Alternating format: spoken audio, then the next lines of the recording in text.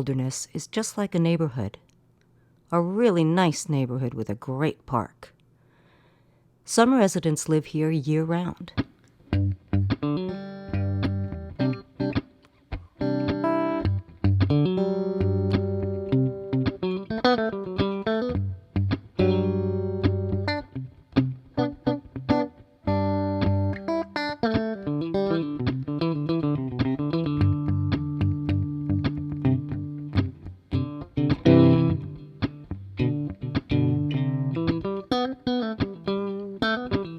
Others are summer visitors who faithfully show up just as soon as the ice goes out in May.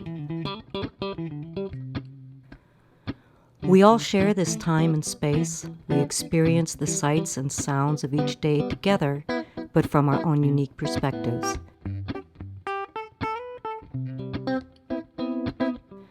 And we are all connected by the whole of it. We watch each other come and go, and do and be, listen in on each other's conversations. They hear the loons saying something, so they're pausing to turn around and say, what are they talking about? Well, here comes a loon in for a landing. Are we going to get that? Oh my gosh.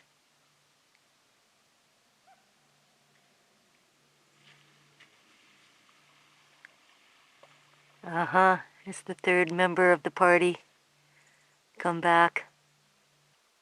And as the days go by, we inevitably become quite personally involved in each other's lives.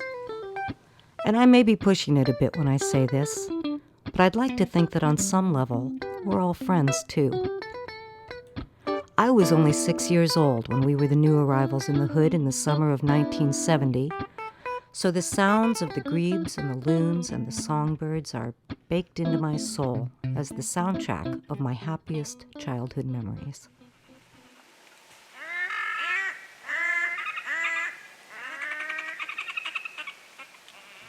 Probably as long as this lake has existed, our friends the grebes have been nesting here every single year, shattering the silence of the summer nights with their crazy, creaky laughter, and providing a sense of comfort and community with their constant, reliable presence.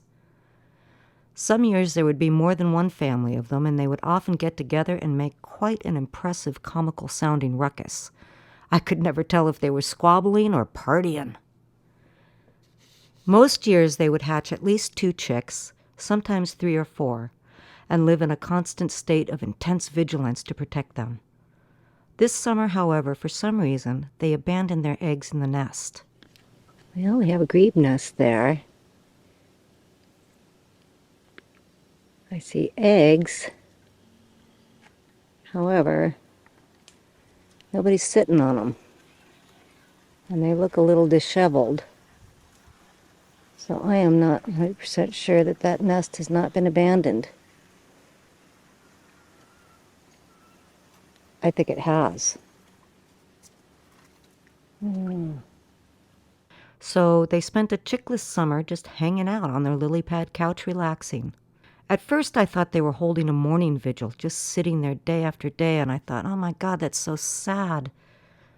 I often see these 2 grebes just sitting there.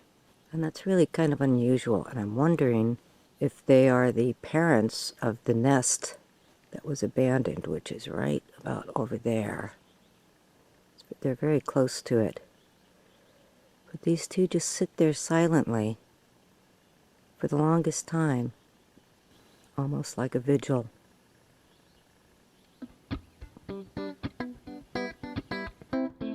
But then I realized that they were just chilling at home. And it was only unusual to me because I had never witnessed a grebe couple without babies before. With babies, they could never just sit around relaxing in the open like that.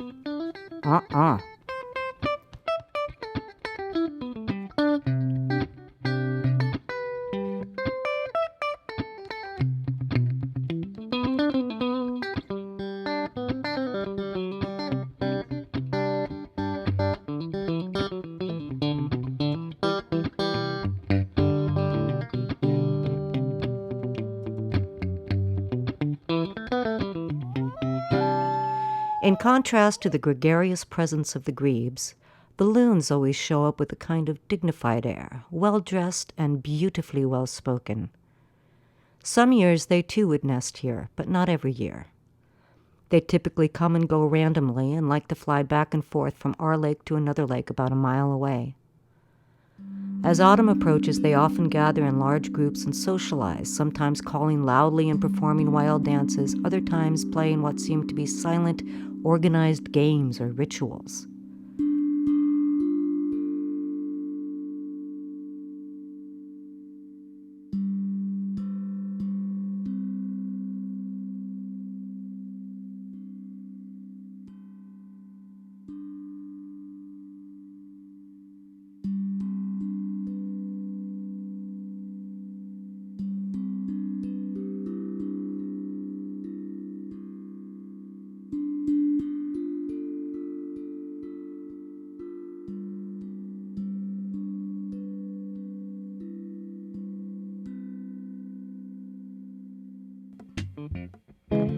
One day last summer, I witnessed one loon performing acrobatics that I have never seen before.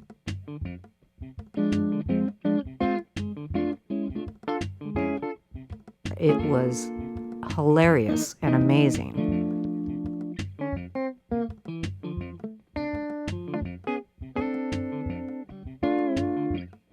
During the summers when they would have chicks, you would always know when an eagle was around because the loons would sound the alarm and all the ducky families would rush their babies into the reeds to hide. They all looked out for each other against the common predator. This year there were no babies to protect, though, so when this eagle came to visit, the grebes and the loons couldn't have cared less.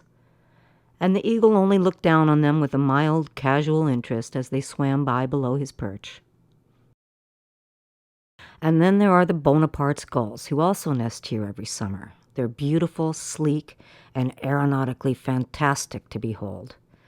But you have to be very careful not to get too close to their nests because they will dive bomb you like World War II flying aces. They are definitely the cranky neighbors and best to admire from a safe distance. And once in a while, someone new shows up, someone you've never seen before. I don't know what kind of birds these are, but they're very lovely. There's a bunch of them around this morning. We have determined that these are white-winged crossbeaks. And my brother Steve says they're very rare around here. They don't come around often, just once in a while. And these guys have been just hanging out. And they make themselves known.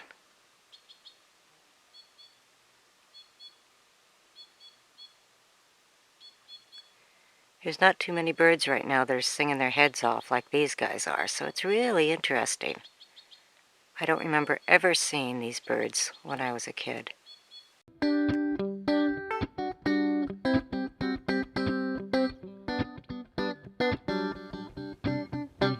Aha! There's something they like under the cabin. That's why they're coming here. Interesting. There's something, it's the gravel.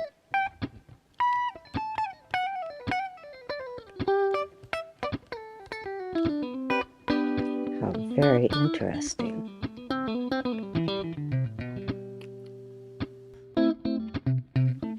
I guess fine exposed gravel like that is hard to find. And they must need it for their digestion. That is definitely what he's after.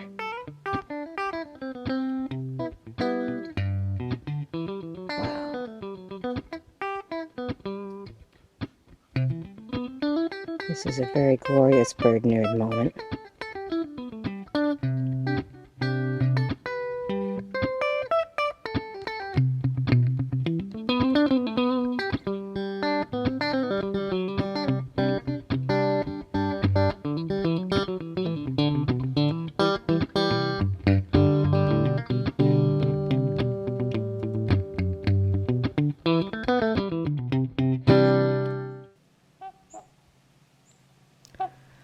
But by far the most stunningly beautiful visitors to grace our little neighborhood are the trumpeter swans.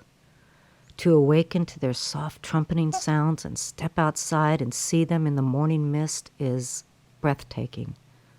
like stepping out of the tent straight into a fairy tale.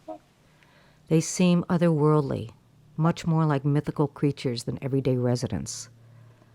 My heart leaps with joy to see them, and I feel sad when they disappear. They have an air of nobility about them, like they're wise and benevolent and loving. My brother John loves to tell the story of how one day there was a baby moose alone and crying at the edge of the lake, and two swans swam over and stayed with it as if to comfort and protect it until its mother came back. Isn't that sweet? So much empathy and compassion.